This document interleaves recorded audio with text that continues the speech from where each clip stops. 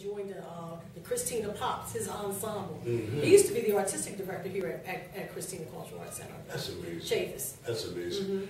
Now, we're throwing out a lot of names. I mean, because there are a lot of people who have participated in this whole situation.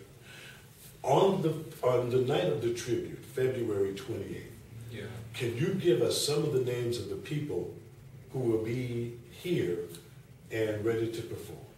Okay, the musical directors are John Blake Jr. and Barry Sams. And Barry Sams, may I add, is a tremendous keyboard player. Yeah. He's played with Pearl Williams and many other stars. So Barry Sams is an excellent keyboard. Now, there's a list of people. I got an email the other day from Clifford Adams.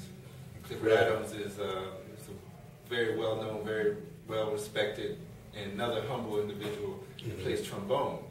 And he's really a jazz trombonist, but he's got a steady gig with, he's part of the horn section for Kool and the Gang. So Kool and the Gang is busy all the time. And since we relocated the date and the time, Clifford said, yo, that works very well for me, and I'll be there. And he was, I remember being in high school, and Wilby was doing the Chitlin circuit with Charles Earl.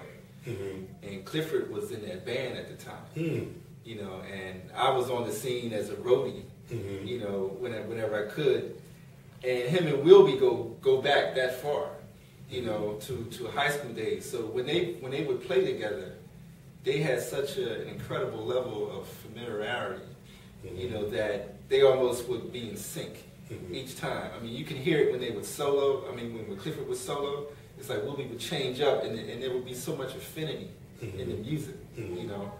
And I would say Onaje Alagums has committed to come. Gary Bartz, Sonny Fortune, a gentleman by the name of William Spaceman Patterson, who he's done a lot of music for Bill Cosby shows and stuff.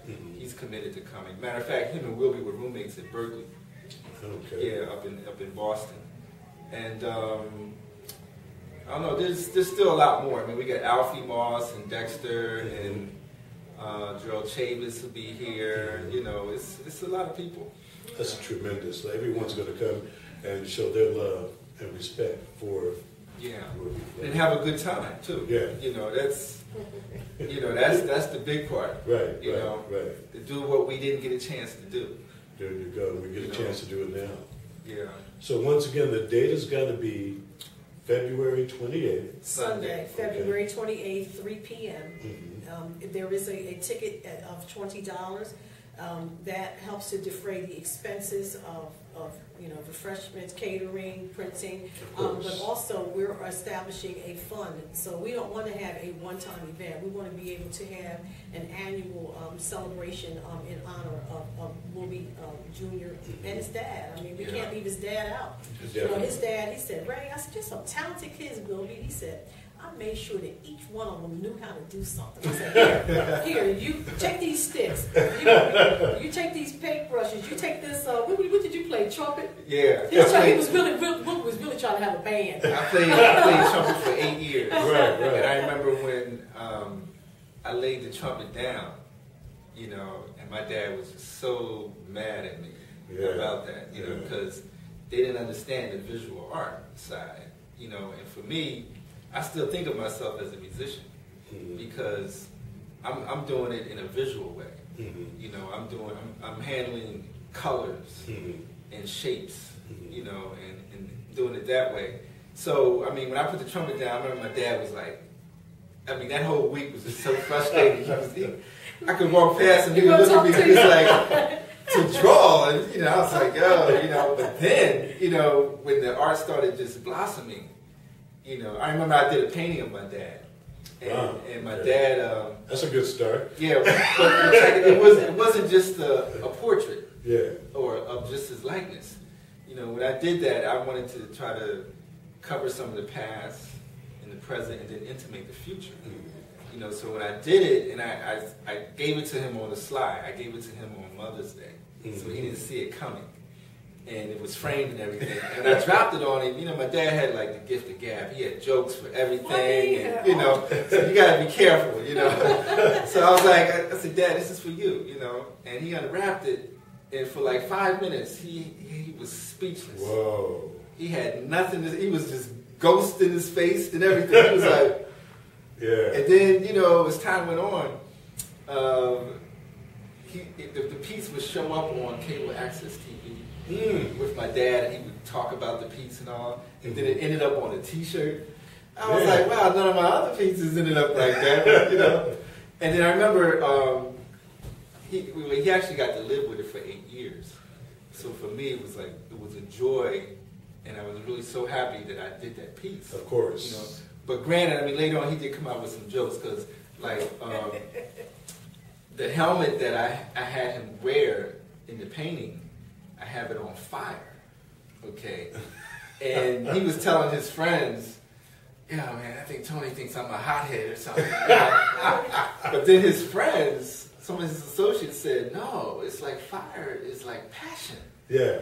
That you're like passionate about the things you believe in." Exactly. So it allowed him to see it differently. Mm-hmm. You know, because everyone has a certain view, but then as more people see it, and other people are more involved than others in interpreting visual art, then it heightens their awareness. Mm-hmm. You know, and that's one of the beauties of being able to do visual things. You know? Well, I know your father, because I had the pleasure of interviewing Wilby, your brother. I would even say maybe 3 months before his passing. Yeah. That interview was very dear to my heart. I literally chased Wilby through Wilmington for about 3 weeks to a month. Wilby, are you going to do this interview? Wilby, he said, Richard, I'm going to call you. I'm going to call you. And it was something about Wilby, when I met Wilby, we would call each other. And I decided that I had really no friends here at that time. And I said, Wilby is going to be my friend. I knew that in my heart, that how I would see him and how we would connect with each other. And it was always like, Richard, I mean, Wilby. We saw each other at the Clifford Brown documentary, which Don Glandon and his son put together. And we talked and we talked. And he said, Richard, I'm going to call you to do the interview. And I'm so thankful that he did. And during that interview, and by the way, you know you can see that interview on this website, Jazz in My Mind. But during that interview, he mentioned your dad was a saxophone player. Yeah. Now, I mentioned that to you. Share that story. What about your dad's saxophone playing? Man,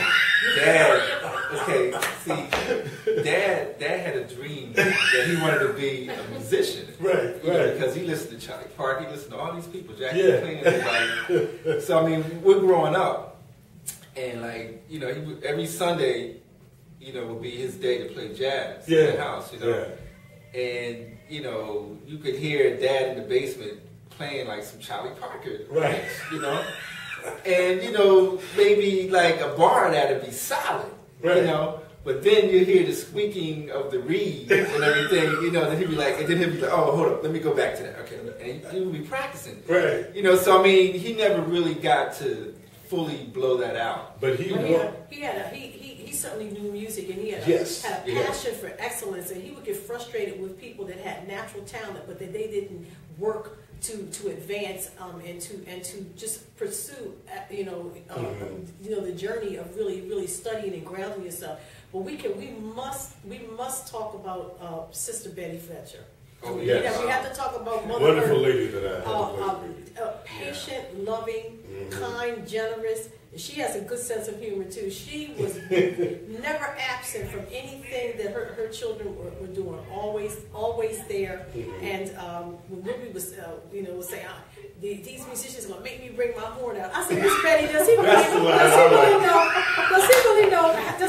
have a horn? I've been knowing Ruby for 30 years. I have not seen him play this horn. And she would just smile, and that was her man. So she was trying to back him up.